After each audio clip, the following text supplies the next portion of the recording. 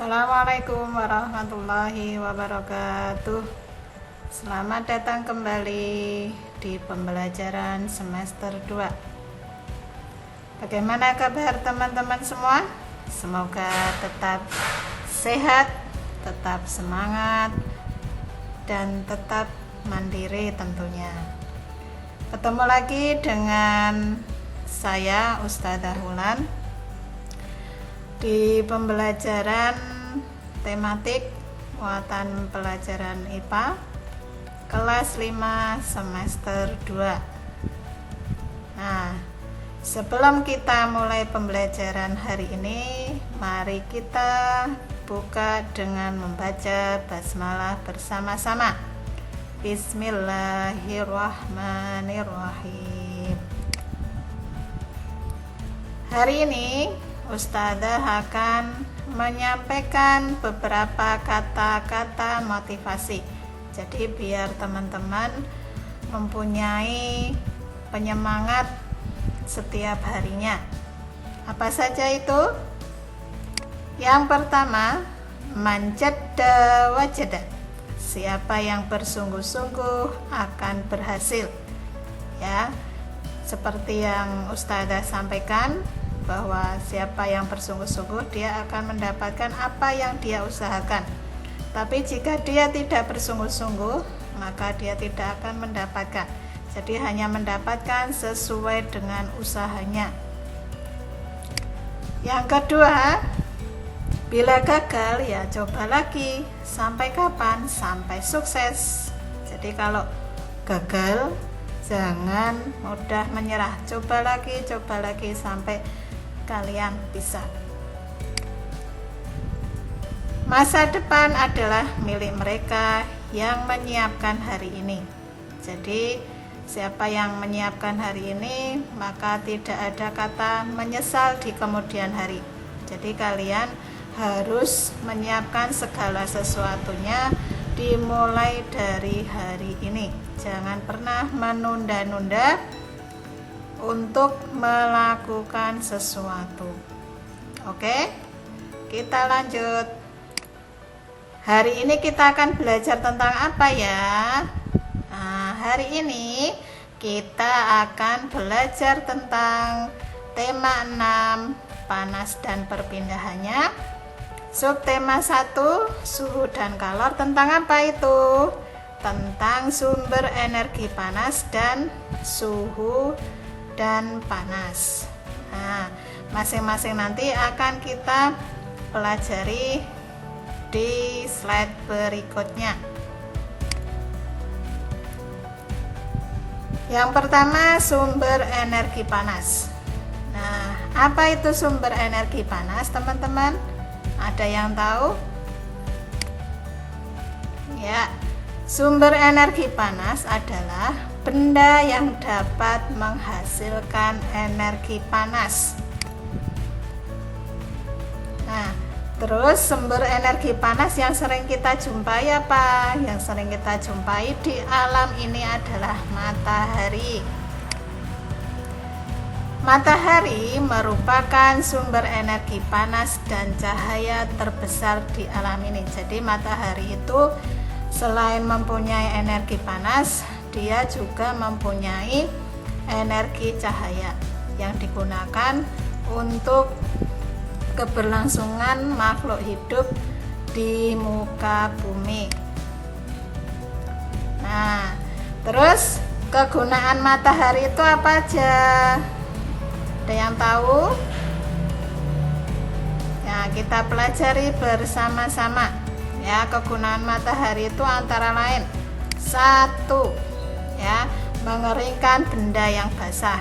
Jadi segala sesuatu benda yang basah jika dikeringkan, ya, dijemur, itu nanti akan menjadi kering, ya. Terus yang kedua adalah menerangi bumi. Jadi bumi, ya, itu tidak akan gelap gulita. Jadi akan terang selama matahari menyinari. Yang ketiga, menghangatkan bumi. Ya, jadi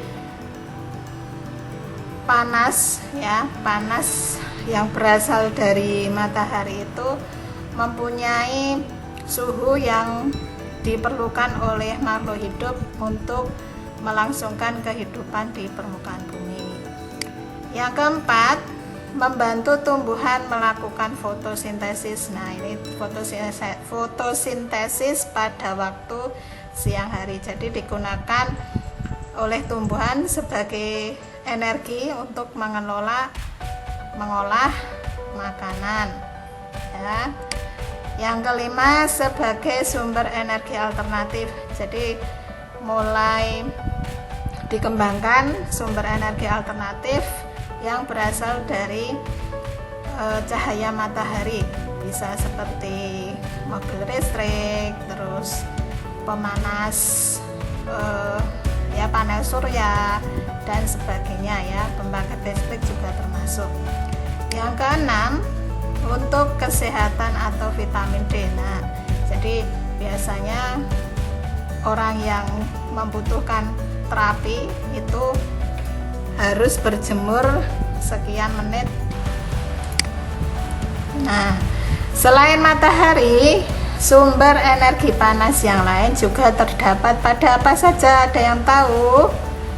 Ya, jadi selain matahari itu ada sumber energi panas yang lain. Apa saja itu? Yang pertama adalah api.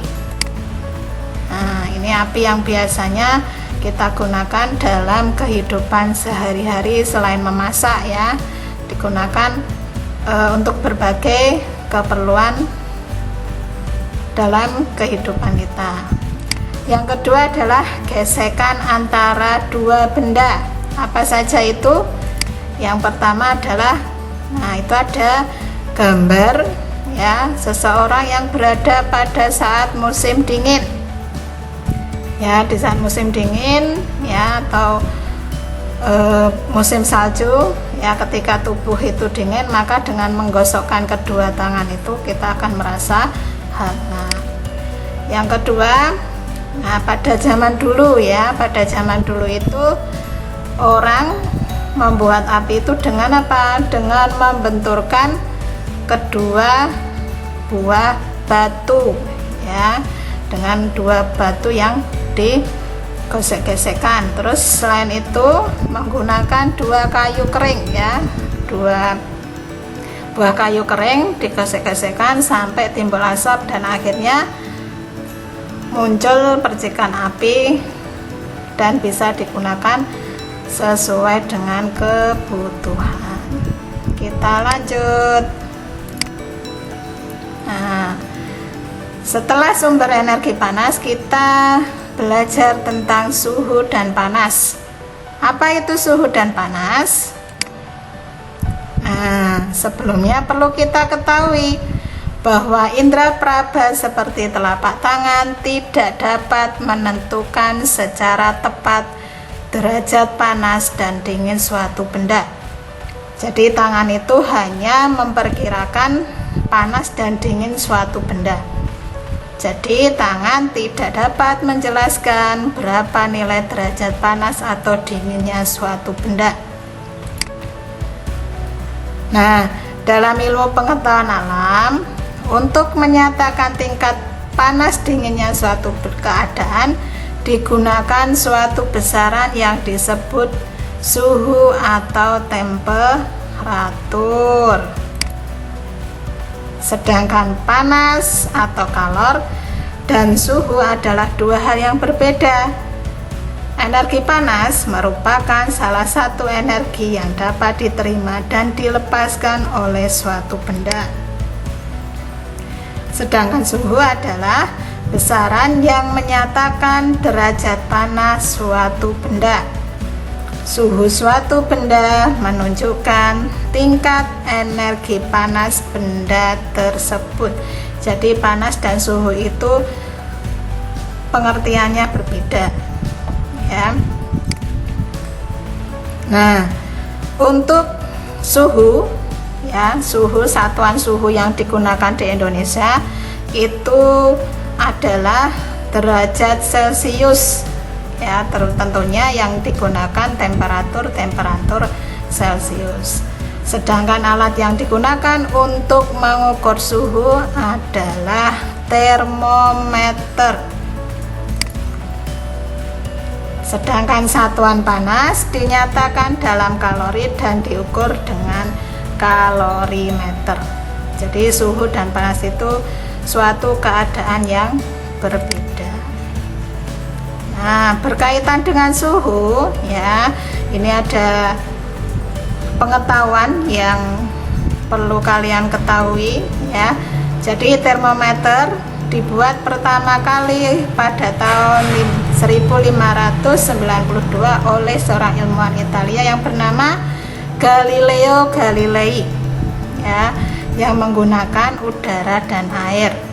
Nah, pada tahun 1714 ada ilmuwan lain dari Jerman bernama Daniel Gabriel Fahrenheit membuat termometer yang berisi air raksa. Dan pada tahun 1742 ilmuwan Swedia bernama Andreas Celsius menemukan termometer yang menggunakan skala ukuran 100. Nah, di Indonesia sendiri termometer yang banyak digunakan adalah termometer Celsius yang menggunakan skala ukuran dari 0 hingga 100 derajat ya.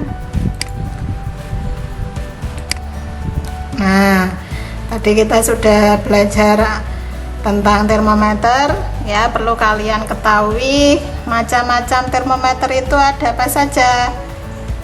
Nah, kita pelajari bersama-sama. Ada termometer skala. Nah, termometer skala itu apa saja jenisnya? Ya, ada Celsius ya. Celsius itu skalanya dari 0 derajat Celsius sampai 100 derajat Celsius. Ada termometer Fahrenheit ya, 32 derajat Fahrenheit. Terus skala atasnya 212 derajat Fahrenheit. Ada Kelvin, skala bawahnya 273 dan skala atasnya 373. Dan yang keempat adalah termometer Reaumur, mempunyai skala dari 0 derajat sampai 80 derajat. Ini berdasarkan skalanya.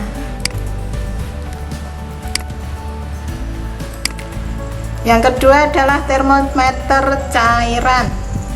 Nah, ini gambarnya. Jadi berbentuk ini ya, ada pipa kaca, di dalamnya ada cairan.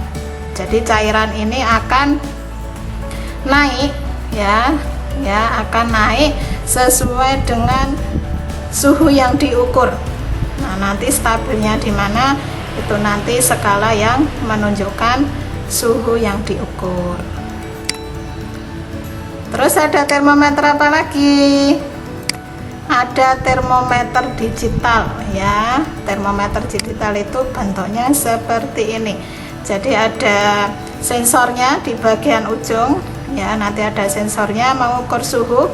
Terus nanti hasil ukurannya akan ditunjukkan pada layar LCD-nya ya, 37, berapa derajat Celcius. Nah, ini namanya termometer digital.